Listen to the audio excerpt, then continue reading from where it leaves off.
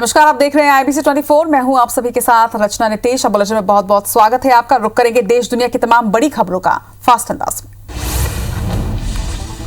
महाराष्ट्र में हुई भारी बारिश ने तबाही मचा दी है। अब तक 135 लोगों की यहां मौत हो चुकी है। राज्य के सीएम उद्धव ठाकरे ने प्रभावित इलाके का दौरा किया और तबाही का जायजा लिया। रायगढ़ में बहार के तलही गांव में पहुंचे सीएम ने कहा कि बाढ़ से जिन लोगों को नुकसान हुआ है उन्हें मुआवजा दिया जाएगा। हम कोशिश करेंगे कि भविष्य में ऐसी घटनाओं में किसी की जान न जाए।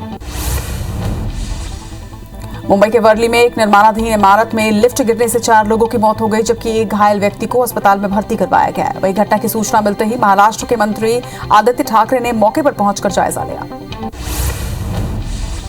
उत्तर प्रदेश के रामपुर में अजीतपुर बाईपास के पास एक ट्रक और कार में टक्कर हो गई। इस घटना में एक महिला समेत 5 लोगों की मौत हुई है। वहीं एक महिला की हालत गंभीर है, जिसे इलाज के लिए अस्पताल में भर्ती करवाया गया है। फिलहाल पुलिस जांच कर रही है। जम्मू कश्मीर के बांदीपोरा जिले में सुरक्षा बलों ने 3 आतंकियों को मार गिराया है। बांदीपोरा जिले के अरामग सुमलार इलाके में एक एनकाउंटर में 3 अज्ञात आतंकी ढेर किए गए। वहीं जम्मू कश्मीर पुलिस ने इस बात की जानकारी दी।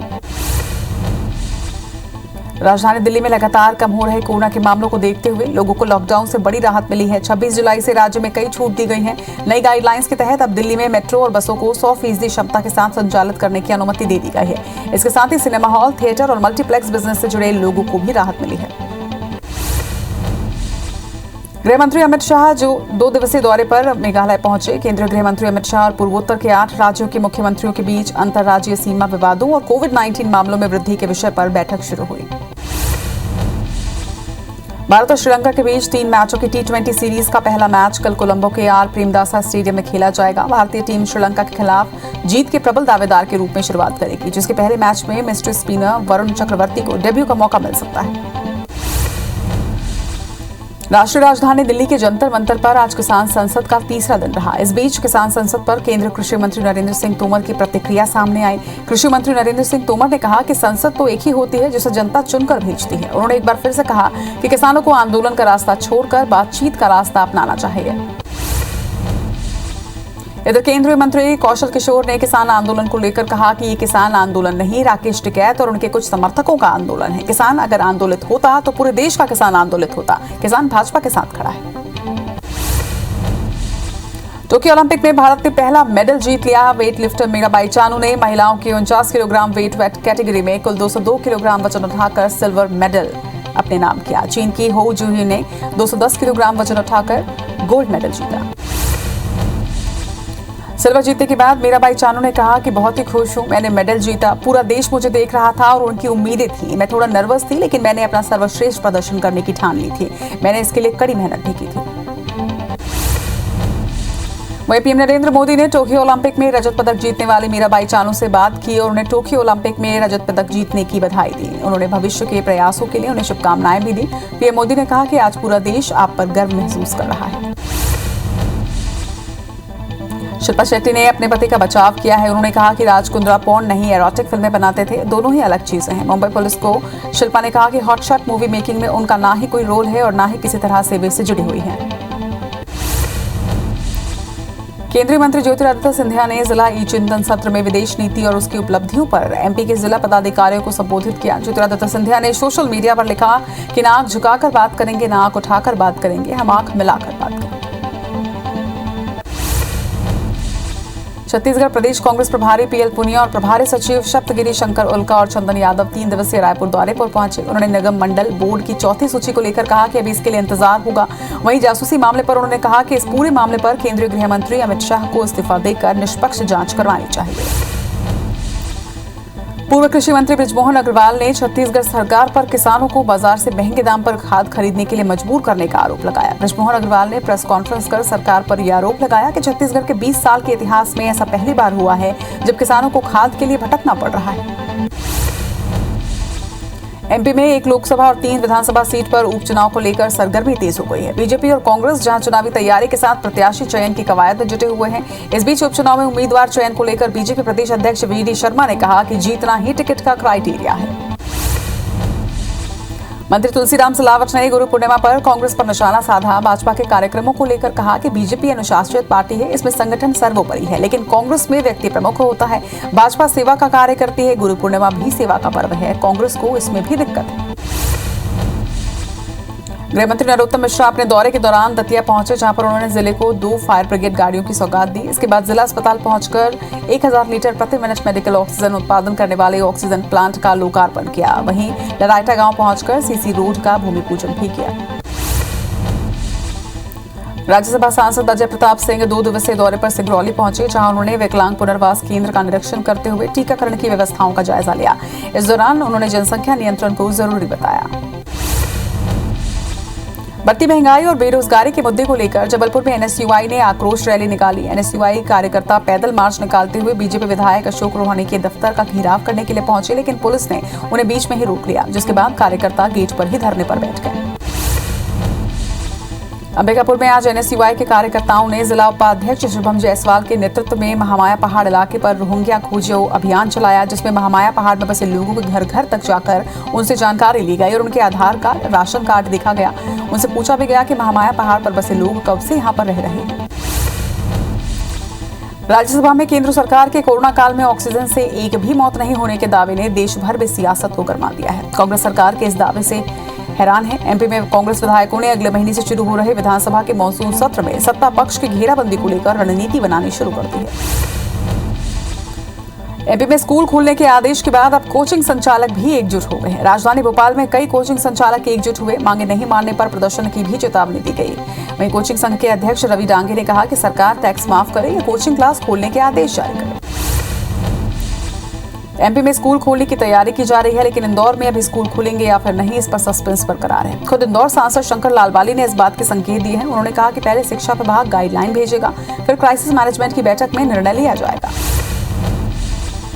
अपनी जमीन को कब्जा मुक्त कराने की मांग को लेकर सोनेसल्ली गांव से रायपुर तक पदयात्रा पर निकले कई किसान अभनपुर एसडीएम के लिखित आश्वासन के बाद वापस लौट गए। दरअसल लगभग 50 साल पहले किसानों को काश्तकारी के लिए सरकारी जमीन दी गई थी, लेकिन 1.5 महीने पहले प्रशासन ने इन किसानों की जमीन पर शासकीय आरक्षित भूमि का बोर्ड लगा दिया, जिससे इन पर रोजगार का संकट खड़ा हो गया।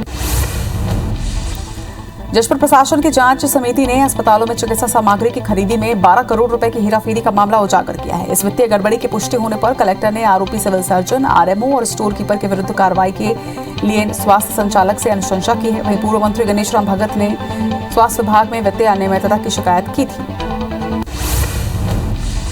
रायपुर समेत आसपास के जिलों से जिला अस्पताल के एनआईसीयू यानी कि new born intensive care unit पहुंचने वाले बच्चों की मौत को लेकर चिंताजनक आंकड़े सामने आए हैं। एनआईसीयू में इलाज के लिए पहुंचने वाले हर 100 बच्चे में कम से कम 26 की मौत हो रही है। वहीं कांग्रेस के चिकित्सा प्रकोष्ठ के अध्यक्ष डॉक्टर राकेश गुप्ता ने आंकड़ों को लेकर चिंता जताई है। जगदलपुर के गोल बाजार में मेगा प्रोजेक्ट के तहत बन रही दुकानों को लेकर व्यापारियों ने आपत्ति दर्ज करवाई। नगर निगम ने इस प्रोजेक्ट को 3 चरणों में पूरा करने की बात कही। इसमें शहीद स्मारक के साथ ही दुकानें बनाई जानी है। वहीं दूसरी ओर दुकानदारों की मांग है कि स्थापित दुकानों को हटाने से पहले दुकानें बनाई जाएं, जिससे दुकानों में काबिज मालिकों को उनका हक मिल सके। विदिशा के करारिया गांव में प्रशासन की अनदेखी कभी बड़ी घटना की वजह बन सकती है। दरअसल यहां शमशान और कब्रिस्तान जाने के लिए कोई भी रास्ता नहीं है। नदी को पार कर ग्रामीण अंतिम संस्कार करने जाते हैं। ऐसा नहीं है कि अधिकारियों को इस बात की जानकारी नहीं है, लेकिन फिर भी यहां पर कोई भी काम नहीं किया गया है। एमपी हाईकोर्ट और एनजीटी के निर्देश पर एएसआई यानी कि आर्कियोलॉजिकल सर्वे ऑफ इंडिया ने छतरपुर के बक्सवाहा में अपना सर्वे पूरा कर लिया है। जिस इलाके को सरकार ने हीरा खदान के लिए एक निजी कंपनी को लीज पर दिया है, वहां पुरातात्विक और ऐतिहासिक महत्व की कई चीजें मिली हैं। एएसआई ने सर्वे रिपोर्ट सरकार को भेज दी है। बिलासपुर कमिश्नर संजय अलंग 1 दिवसीय दौरे पर लोरमी पहुंचे, जहां उन्होंने लोरमी तहसील कार्यालय का निरीक्षण किया। इस दौरान कमिश्नर ने लंबित राजस्व प्रकरणों की बढ़ती संख्या को देखकर नाराजगी जताई और अधिकारियों को लंबित प्रकरणों का जल्द ही निराकरण करने के निर्देश दिए। एमपी में अच्छी सड़कों के दावे की हकीकत शहडोल में सामने आई है। जब 2 दिन ही दौरे पर पहुंचे मंत्री राम खिलावन पटेल का काफिला बुढ़ार खेरा मार्ग से हिचकोले खाते हुए निकला। बता दें कि मंत्री का दौरा 2-4 पहले ही तय हो चुका था। इसके बाद भी प्रशासन ने सड़क पर बने गड्ढों पर मिट्टी तक डलवाने की जहमत नहीं उठाई। इंदौर में लंबे इंतजार के बाद महालक्ष्मी नगर मुख्य मार्ग का शनिवार को भूमि पूजन किया गया। मंत्री तुलसीराम सिलावट और बीजेपी विधायक महेंद्र हाडिया ने सड़क का भूमि पूजन किया। इंदौर विकास प्राधिकरण 6 करोड़ की लागत से बॉम्बे हॉस्पिटल चौराहे से महालक्ष्मी नगर के बीच सड़क निर्माण करवा रहा है। जबलपुर का प्राथमिक स्वास्थ्य केंद्र Katangi national quality insurance standard programme की सूची में जगह बनाई। सूची में देश के 6 प्राथमिक स्वास्थ्य केंद्रों में कटंगी के स्वास्थ्य केंद्र को भी शामिल किया गया है। ये पहला मौका है जब एमपी का कोई प्राथमिक स्वास्थ्य केंद्र एनक्यूएएस की सूची में आया है। इंदौर की देवी अहिल्या यूनिवर्सिटी ने एक प्रशंसनीय पहल की है। दरअसल यूनिवर्सिटी में प्रवेश लेने वाले उन सारे छात्रों को बगैर फीस पढ़ाएगी जिनके माता पिता का निधन कोविड की वजह से हुआ है। यूनिवर्सिटी ऐसे छात्रों से किसी भी कोर्स में फीस नहीं लेगी, लेकिन उन्हें मृत्यु प्रमाण पत्र जमा करना होगा। भोपाल सांसद प्रज्ञा ठाकुर के आवास पर गुरु पूर्णिमा का पर्व मनाया गया। इस मौके पर प्रज्ञा का आशीर्वाद लेने के लिए बीजेपी नेताओं और कार्यकर्ताओं का जमावड़ा रहा। बीजेपी प्रदेश अध्यक्ष विष्णुदेव शर्मा ने भी साध्वी के पैर छूकर आशीर्वाद लिया। भोपाल में गुरु पूर्णिमा का पर्व धूमधाम से मनाया गया। हनुमानगंज के प्रसिद्ध पंचमुखी हनुमान मंदिर में भी गुरु पूर्णिमा हर्षोल्लास के साथ मना। पंचमुखी हनुमान मंदिर में इस दौरान भंडारे का भी आयोजन किया गया था। गुरु पूर्णिमा के मौके पर मंदिर में सैकड़ों भक्तों की मौजूदगी में भजन कीर्तन किया गया। गुरु पूर्णिमा के पर्व के अवसर पर बड़ी संख्या में श्रद्धालु राम की तपोभूमि चित्रकूट पहुंचे और मंदाकिनी में स्नान के बाद गुरु पूजन कर आशीर्वाद लिया। साथ ही श्रद्धालुओं ने कामदगिरी की परिक्रमा भी की। एमपी में लंबे समय के बाद एक्टिव हुए मानसून से पिछले 24 घंटे में सभी संभागों के जिलों में अच्छी बारिश दर्ज की गई है। वहीं अगले 24 घंटे में प्रदेश के 27 जिलों में भारी बारिश का रेड अलर्ट जारी किया है। रीवा, सतना, अनूपपुर, डिंडौरी और जबलपुर सहित कई जिलों में रेड अलर्ट जारी किया गया। लोरमी में बीते 24 घंटों से भारी बारिश हो रही है, जिससे जनजीवन बुरी तरह से प्रभावित हो गया है। इलाके के सभी नदी नाले उफान पर हैं। वहीं लोरमी की मनियारी नदी और आगर नदी में बाढ़ के हालात हैं, जबकि कोतरी नाले में बहुत ज्यादा पानी बहने के चलते 2 वार्डों का लोरमी से संपर्क टूट गया है। डिंडौरी जिला मुख्यालय समेत कई इलाकों में मूसलाधार बारिश जारी है, लिहाजा नर्मदा समेत सभी नदी नाले उफान पर है। ऊपरी इलाकों में हो रही तेज बारिश की वजह से नर्मदा नदी का जलस्तर काफी तेजी से बढ़ रहा है, जिसको देखते हुए प्रशासन ने तटों पर एसडीआरएफ और होमगार्ड के जवानों को तैनात किया है। सिधी के देवसर क्षेत्र में जलभराव और सड़क धंस जाने से NH 39 पर जाम लग गया, जिससे 200 से ज्यादा वाहन बीच जंगल में फंस गए। बता दें कि पिछले 10 सालों से नेशनल हाईवे का निर्माण चल रहा है। बारिश के दिनों में यहां से गुजरना बेहद कठिन हो जाता है। मुरैना के मिंडवा कुआरी गांव में एक ही परिवार के लोगों ने पुरानी रंजिश के चलते एक दूसरे पर फायरिंग की, जिसमें 4 लोग घायल हुए। वहीं घायलों को ग्वालियर अस्पताल रेफर किया गया, जहां पिता पुत्र की मौत हुई है, जबकि 2 लोगों का इलाज जारी है। वहीं पुलिस ने 8 से 9 आरोपियों के खिलाफ केस दर्ज कर लिया है। जशपुर के तुमला थाना क्षेत्र में एक सनकी युवक ने टांगी से हमला कर अपने ही चाचे की हत्या कर दी है। पुलिस के मुताबिक आरोपी की हरकतों से परेशान होकर उसकी पत्नी पहले ही घर छोड़कर चली गई थी। फिलहाल आरोपी आनंद कालू को गिरफ्तार कर लिया गया है। भोपाल के खजूरी थाना क्षेत्र में IISER के सामने नाले में बंद बोरी में एक 23 वर्षीय युवती की लाश मिलने से हड़कंप मच गया। बताया जा रहा है कि युवती की हत्या चाकू से हुई है और सिर पर भी गंभीर चोट के निशान है। पुलिस अधिकारियों ने बताया कि युवती पिछले 24 घंटे से लापता थी। दंतेवाड़ा के गुटोली गांव में एक आरक्षक का शव बरामद किया गया है। सुकमा में पदस्थ आरक्षक भक्तू यादव कुछ दिन पहले छुट्टी लेकर अपने घर गुटोली आया था, जो कि 21 जुलाई से लापता था, जिसका शव 23 जुलाई को गांव के ही एक गड्ढे में तैरता मिला। पुलिस के मुताबिक मृतक की मानसिक स्थिति ठीक नहीं थी। डिंडौरी के केवटी गांव के पास एक मिनी ट्रक ने बाइक को जोरदार टक्कर मार दी, जिसमें बाइक सवार 2 युवकों की मौके पर ही मौत हो गई। वहां हादसा के बाद ट्रक ड्राइवर फरार हो गया है। फिलहाल सिटी कोतवाली पुलिस दोनों मृतकों की पहचान करने में लगी हुई है। सरायपाले की बसना पुलिस ने पत्नी की हत्या के मामले में पति को गिरफ्तार कर लिया है। इसके साथ ही उसके एक साथी को भी गिरफ्तार किया है। पुलिस के मुताबिक आरोपी राधेश्याम बंजारा ने अपने 2 दोस्तों के साथ मिलकर पत्नी की हत्या की थी और इसे आत्महत्या का रूप देने के लिए फांसी पर टांग दिया था। बस्तर के दरभा पुलिस ने नाबालिग का अपहरण कर उसके साथ दुष्कर्म की वारदात को अंजाम देने वाले आरोपी को गिरफ्तार कर लिया है। पुलिस को नाबालिग के गुमशुदा होने की सूचना मिली थी, जिसके बाद पुलिस ने आरोपी मुरलीधर सोनवानी के घर पर दबिश देकर नाबालिग को बरामद कर लिया। इसी के साथ इस बुलेटिन में फिलहाल इतना ही। नमस्कार।